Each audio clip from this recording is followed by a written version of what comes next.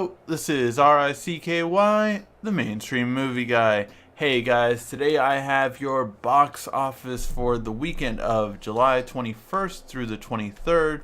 Let's take a look at who won and if it really is a win. So Dunkirk was the big winner this weekend, coming in at $50 million. However, that is on a $150 million budget, so although that's good, not great. But the foreign box office is helping it out a bit. It has 55 million overseas as well, so it's over 100 million for its first opening weekend, so a little bit better. I think, although it got overall good reviews, a lot of fans now, it's like at a 83%, I believe, on Rotten Tomatoes right now with fans. I think it's just, I haven't seen it, but from what I've heard, like it's very like nameless, like you never get really into a character, but of course the visual is great, the sound is really great and kind of haunting from what I hear.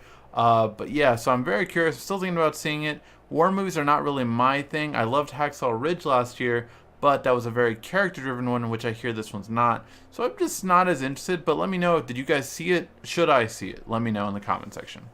Girls Trip actually came in at number 2, which I was very surprised with. The fact that it even beat Spider-Man in its first week. It just killed it. 30 million opening weekend on a $19 million budget.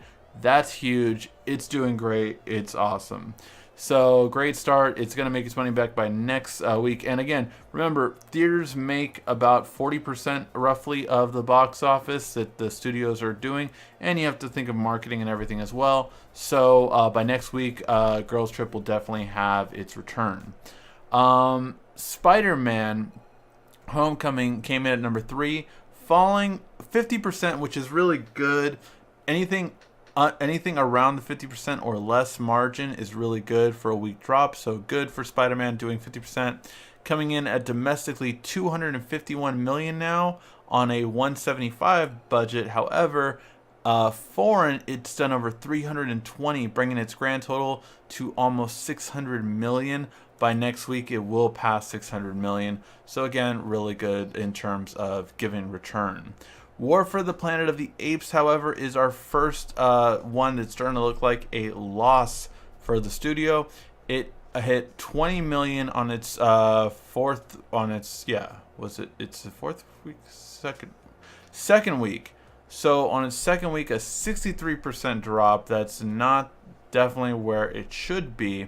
Overall, it even opened a little bit more theaters, added 78 theaters to its mix, but on a $150 million budget, only getting 97 million, and 77 million overseas. So overall, it's got 174 on a $150 million budget.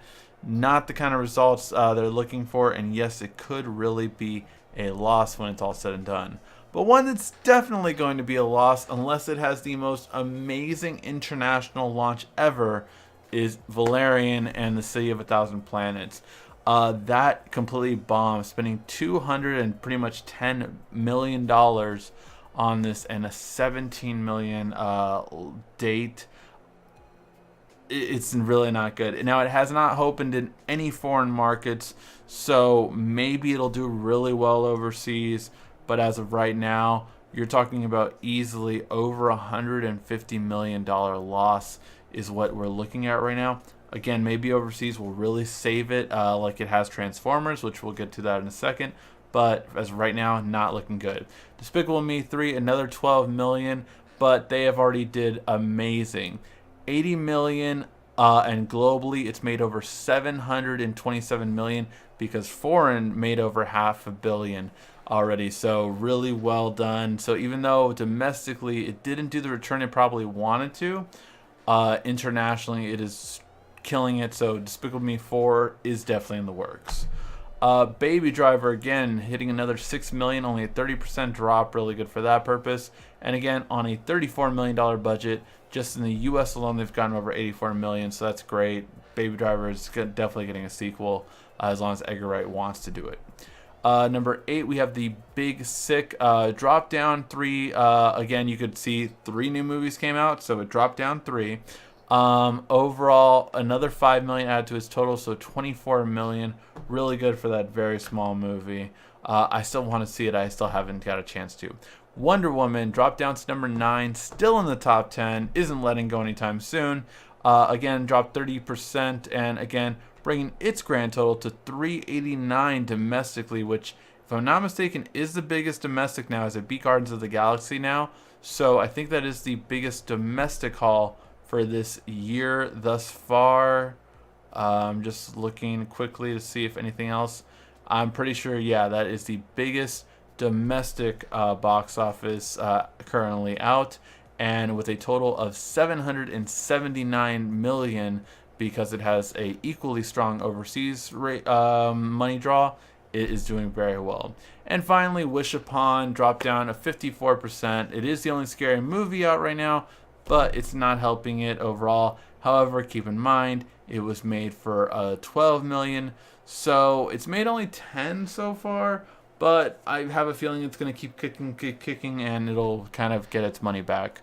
But it might be a little bit of a loss, which is rare. I don't think this was a Blumhouse film. Let's see, which one was it?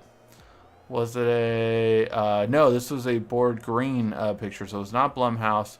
So maybe it might take a loss. I was going to say it's rare for Blumhouse to take a loss, just because they do them so well. But this wasn't it. So that was the weekend box office, guys. What do you think is going to win this upcoming weekend? I think we have a little bit of a break now overall between the big ones. But still very interesting to see what's going to win out this weekend, who's going to go to the movie theaters, and what are you going to go see. Let me know in the comment section down below. Thank you as always for watching. This has been RICKY, the Mainstream Movie Guy.